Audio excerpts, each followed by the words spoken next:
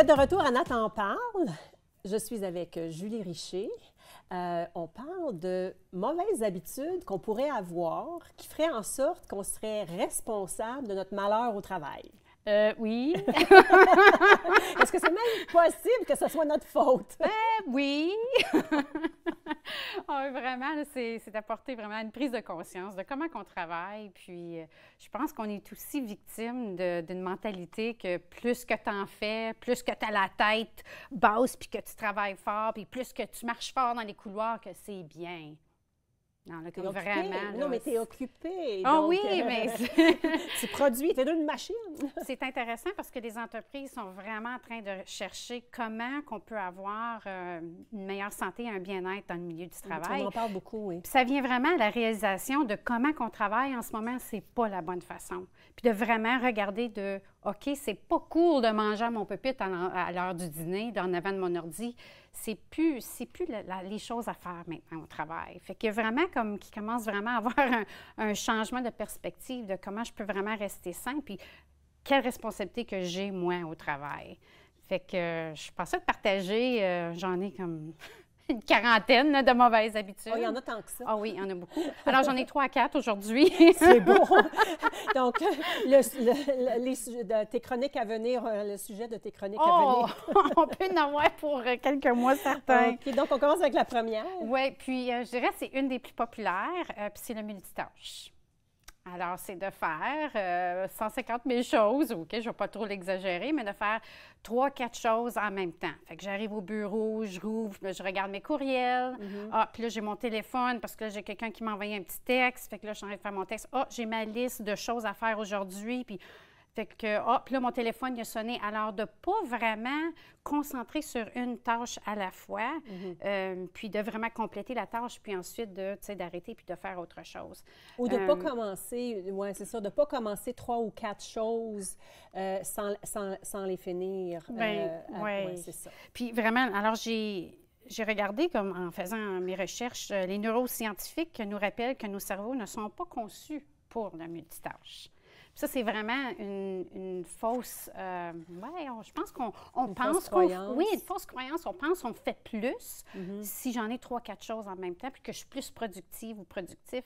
Vraiment, les recherches démontrent que c'est vraiment pas vrai. Mais je pense qu'il y a des recherches aussi qui démontrent, j'entendais justement ça, c'est pas aujourd'hui, c'est hier que j'ai entendu ça, que le vrai multitâche, oui. Là, ça existe. Il y a très, très peu de personnes qui réussissent à le faire.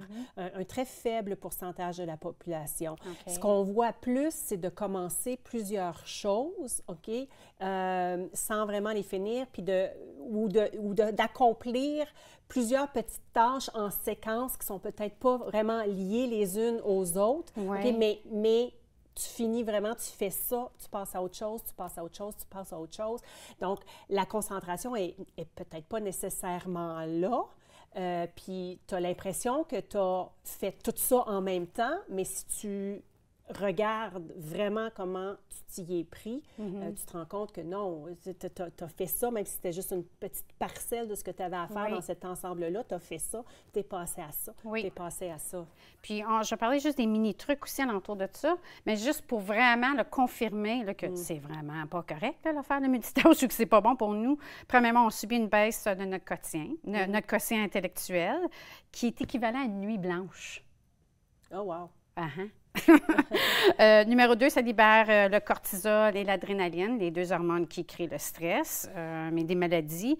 Puis, en plus, lorsqu'on change d'une tâche à l'autre sans vraiment faire le stop et go, puis je vais parler de ça là, dans un petit instant, on perd 25 de productivité juste d'aller d'une tâche à l'autre. 25 c'est beaucoup quand même. À la fin de la journée, si tu faisais le calcul, exactement. Ça pourrait représenter jusqu'à une demi-heure, 1 heure de ta journée. Puis combien de fois qu'on réalise, là, on passe peut-être 2 heures à passer ou même un peu plus, là, puis tu n'as plus d'énergie, des choses comme ça, mais vraiment, il y a des raisons pour ça. Alors vraiment, les petits trucs que je partage dans mes sessions de formation, c'est de vraiment réaliser que le stop et le go entre les tâches. Puis tu peux même avoir comme une image, un gros bouton rouge, stop, un gros bouton vert pour go. Puis justement, aujourd'hui, quand je me préparais pour la chronique, c'était facile là, de voir là, que j'avais 62 courriels qui m'attendaient, que mon téléphone, il a noté, puis j'avais ma to-do list, là, ma petite liste, puis c'était... Non, vraiment, là... Je me concentre sur ça. Sur ça. Ah, je me souviens de quelque chose de mettre sur ma liste. Stop. Prends une respiration. Go. Stop. Go. Fait qu'à quelque part, notre cerveau reconnaît qu'il y a une pause. Okay. Puis c'est incroyable comment on laisse pas aller beaucoup d'énergie productive à ces temps-là, de faire le stop et go.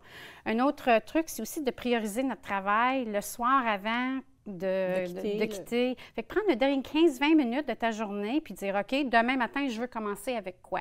Puis tu fais une liste de 3-4 choses que tu fais accomplir le lendemain, puis vraiment le lendemain, commence avec la tâche qui prend plus de temps, plus d'énergie, puis tu vas devenir beaucoup plus productif, puis vraiment de concentrer sur une chose à la fois, de ne pas être distrait par les petits ding-bing, puis toutes ces choses-là.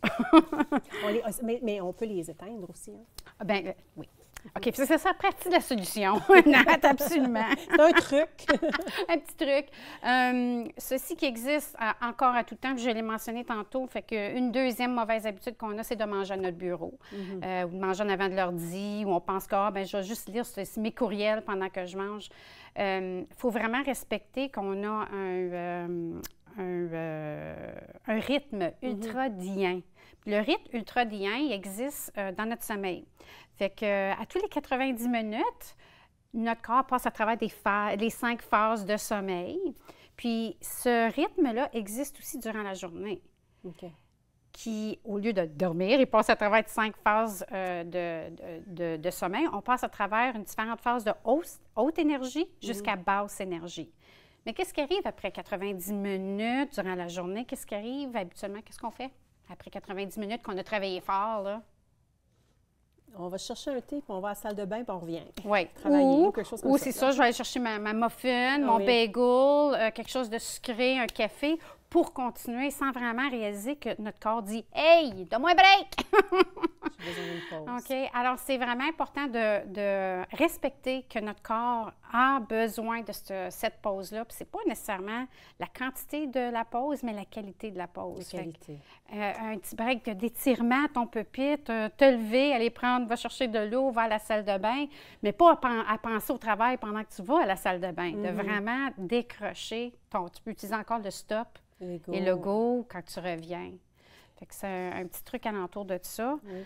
J'ai une collègue qui me disait juste aller monter et descendre les escaliers. Si on a plusieurs étages au travail, aller faire quelques étages d'escalier, puis redescendre, puis revenir. Elle trouvait ça très, très, très énergisant. C'est super. Puis vraiment, à la fin de la journée, on réalise qu'on devient de plus en plus productif aussi. Oui. Fait que, en tout cas, j'en aurais plusieurs d'autres à partager avec toi. Je ne sais pas combien de temps il nous reste. Il ne reste pas beaucoup de temps. On n'a pas vraiment le temps de commencer à parler d'un autre. Peut-être juste les nommer, les deux autres que tu avais préparés. Mais c'était vraiment de respecter nos émotions au travail, puis de comprendre, puis j'ai ajouté juste 90 secondes à Lou d'avoir l'émotion à l'intérieur de toi pendant 90 secondes, la reconnaître. Vis-la à l'intérieur, vis pas avec des compulsions. C'est ça. Puis après ça, passer à autre chose, puis reprendre. Parce qu'une émotion ne reste vraiment pas longtemps. Merci beaucoup, Julie. C'est tout le temps qu'on avait. Oui. Restez là. Après la pause, Julie reste avec nous. Lynn revient et on parle du temps qu'il fait en ce moment et si ça nous affecte ou pas.